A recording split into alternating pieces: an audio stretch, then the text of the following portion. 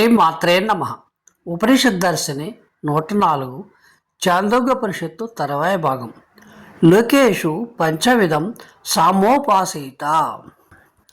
ఊర్ధ్వ అధోలోకాలలో సామగానాన్ని 5 విధాలుగా ఎలా ఉపాసించాలో సాంకేతికంగా చెప్పారు. కానీ సాధనా పద్ధతులు మాత్రం ఈ మంత్రాలలో వివరించలేదు. బహుశా ఆ కాలంలో యజ్ఞయాది క్రతువులలో కలిసి చేసే ఈ సాధనాలన్నీ విస్తారంగా ప్రాచుర్యంలో ఉండి ఉండవచ్చు. పృథ్వీంకార అగ్నిప్రస్తావో అంతరిక్ష ముద్గీత ఆదిత్య ప్రతిహారో దౌర్నిధన మిత్యుద్ధేషు. ఊర్ధ్వలోకాల గురించి శ్రద్ధగా ధ్యానం చేసేటప్పుడు పృథ్విని హీంకారముగా, అగ్నిని ప్రస్తావముగా, ఆకాశమును ఉద్గీతముగా, సూర్యుని ప్రతిహారముగా, స్వర్గమును నిధనముగా గ్రహించి ధ్యానము చేయాలి.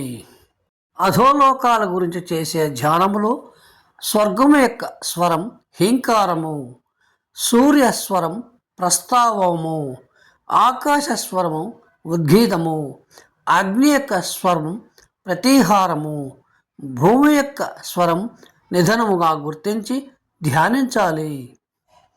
పంచవిధ సామానులను వర్షాలుగా భావిస్తూ ఉపాసించేటప్పుడు వాయువును హీంకారంగాను, మేఘాలను ప్రస్తావంగా, వర్షాన్ని ఉద్గీతంగా, మెరుపులను పిడుగులను ప్రతిహారంగా, వర్షం విరమించడాన్ని నిధనంగా భావించాలి.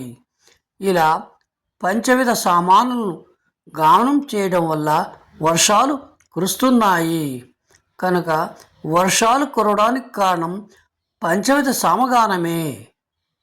ఇలాగే జలాన్ని గురించి, ఋతువుల గురించి, పశువుల గురించి చెబుతూ చివరగా అన్నిటికన్నా శ్రేష్టమని ప్రాణేషు పంచవిధం పరోవరీయ సామోపాసీత. ప్రాణో హీంకారో వాక్ ప్రస్తావ చక్షురుద్గీత శ్రోత్రం ప్రతిహారో మనోనిధం పరోవరియాంసి వాయేతాని. సర్వశ్రేష్టమైన ప్రాణాలు పంచవిధ సామోపాసనలో ప్రాణవాయువు హీంకారం, వాణి ప్రస్తావం, చక్షు ఉద్గీతం, శ్రోత్ర ప్రతిహారం, మనస్సు నిధనం అని చెప్పబడ్డాయి. హీంకారం మూలస్థానాన్ని, అంతర్ముఖత్వాన్ని సూచిస్తుంది.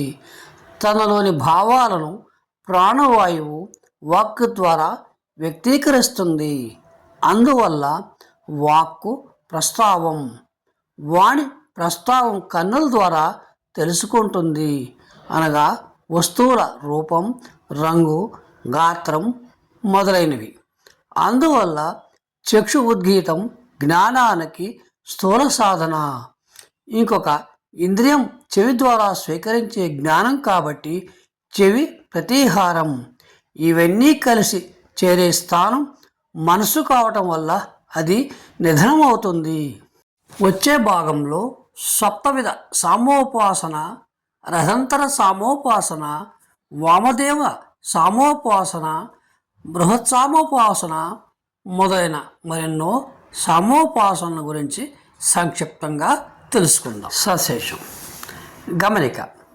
అరణి అంటే నిప్పు పుట్టించే జమ్మె కొయ్య సాధనం. ఇది సర్వసాధారణంగా అందరికీ తెలిసి ఉంటుంది. అరణి ద్వారా అగ్ని ఎలా వస్తుందో అదేవిధంగా ధ్యాన జప విధానాలలో బీజాక్షర మంత్రాలతో దేవతలను, కార్యాలను సాధించవచ్చును. ఇక్కడ 2 పరికరములు కావాలి. ఒకటి హృదయము, రెండవది మనస్సు. ఈ రెండిటిని మంత్రం అనే తాడుతో మదిస్తే కార్యం నెరవేరుతుంది. వెన్నెల. శుభం భూయాత్.